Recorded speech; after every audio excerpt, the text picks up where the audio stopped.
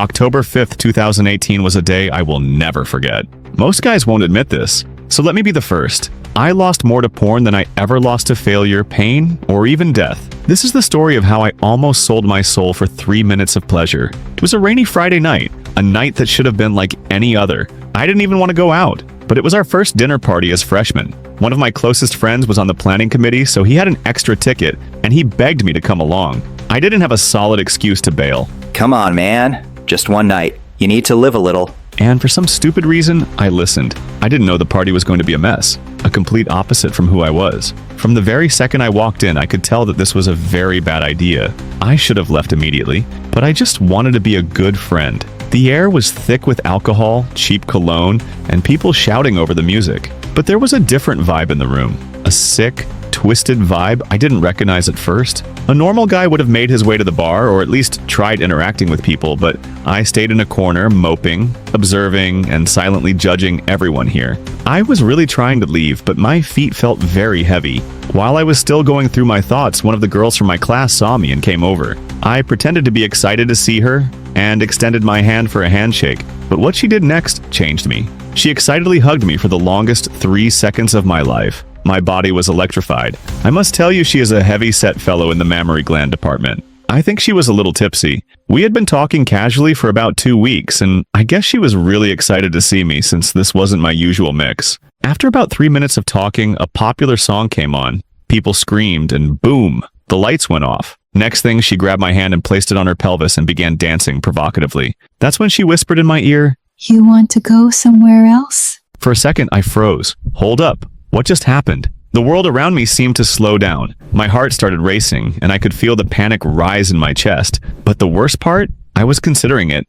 I thought about it. Hell, I almost said yes. Almost walked away from everything I'd worked for, everything I believed in, all because of a few moments of lust, because of what my friends might think, or what she might think. I was about to throw my life away for something so fleeting. To tell you more, I was a virgin. Hell, I am still a virgin, and I am super proud of it. Within a split second, I remembered how my grand uncle and his 3 sons died due to sexual complications from women. I recalled my father saying, "Run from premarital sex. Never entertain it." I heard my mother's advice.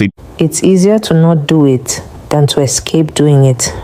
Most of all, I was afraid of what God would think of me in this instant. And like a phoenix beast, something died immediately and something else was born. I realized this was a flight scenario and not a fight or flight situation. My electrified body became adrenaline-filled, and like a wounded gazelle running for survival, I took off because the very essence of my life depended on it. As I stumbled out of that situation, gasping for air like I was drowning, I ran without looking back. I ran out of that party faster than I've ever run in my life. I was shaking, breathless, angry, but I wasn't angry at her. I was angry at myself, angry that I'd even let it get that far. Angry that I was considering a choice that would ruin me, break me down, take me further into the hole I was already in. I was the guy who always talked about how I wasn't going to be like those guys, the guys who fell into addiction, who got trapped by their impulses. But deep down, I was no different. I arrived home thinking the worst was over, not knowing the sadistic, addictive graveyard was already waiting for me. Porn.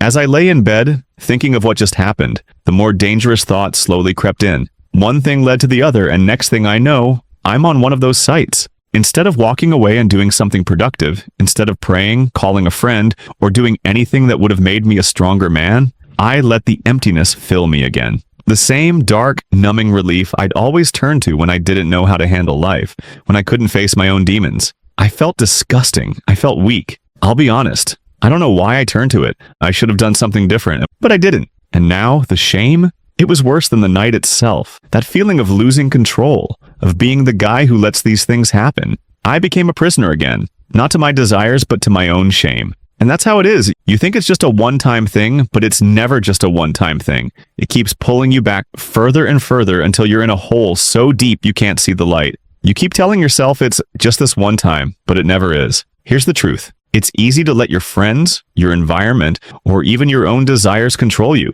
But that's the trap. It's always about losing control, letting other people dictate your life and your choices. But you cannot let that happen. You have to control your own path. You have to stop letting the world drag you into its mess, its chaos, its fake promises. And if you're watching this and you've been there, you've let porn, temptation, or anything else take control, you don't have to stay there. You can break free. It's not about being perfect. It's about taking back control one moment at a time. Stand your ground. Delete the app. Block the site. Step away from the crowd. And do whatever it takes to reclaim your dignity. Tell someone. You don't need anyone's approval. You don't need anyone's validation. What you need is courage. The courage to walk away. The courage to fight even when no one else is watching. To stand up even when it's hard. Even when you want to stay hidden. And when you think you can't make it, remind yourself, you are not weak. You're stronger than you think. You're the one who controls your destiny, not your friends, not the distractions, not the fear. It's time to rise. If you have enjoyed this video so far, kindly hit the subscribe button and let me know your stories in the comment section. See you guys in the next one.